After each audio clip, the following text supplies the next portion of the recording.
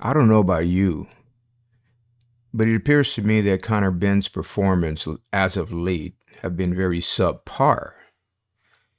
And I'm not sure why. I can't really place my finger on it, but something seems to be missing. But Benn's performances of late, just very subpar. He's starting to look like a regular boxer.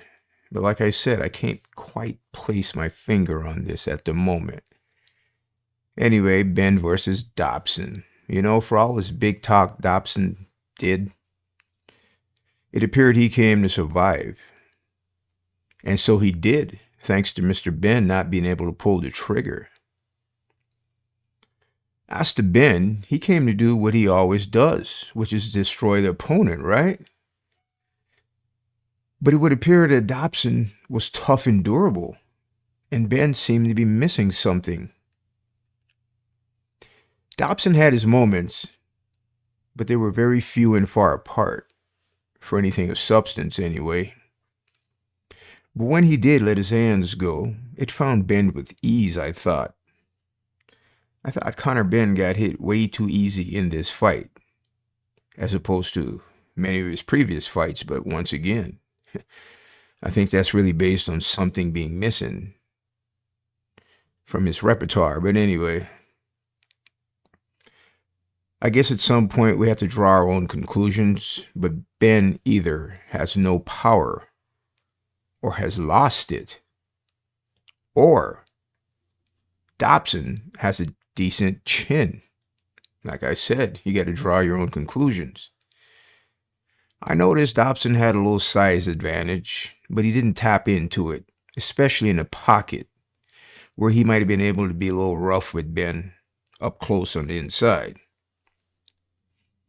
There were times when Dobson was successful, I will admit, but he didn't attempt to capitalize on it by increasing his work rate or output.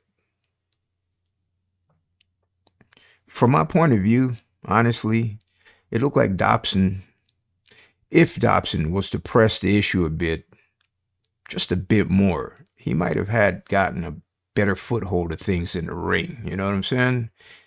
Might not have turned out to be a unanimous decision. Who knows?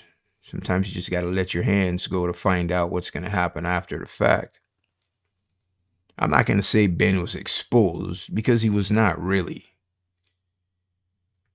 But it was not his best performance, and furthers the suspicion of him being enhanced previously. Once again, Ben looked quite off.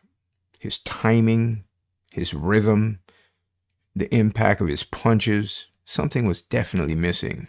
I wonder what that could possibly be. I might have to research this a bit deeper, you know what I'm saying? All right, so listen. Most definitely not a statement-making fight from Ben at all, that's for sure. If anything, this fight might have lowered his stock greatly. You remember, he's in America now trying to campaign, calling out some big names. And after a performance like this, I don't know. Obviously, this was a step-down opponent for Ben, which generated a higher expectation of his performance. And I'm sure there was a great emphasis on him getting a KO or stoppage. Anyway, I guess we'll be seeing more Conor Benn over here as he remains unable to get his fights in England due to that minor issue. And you got to understand,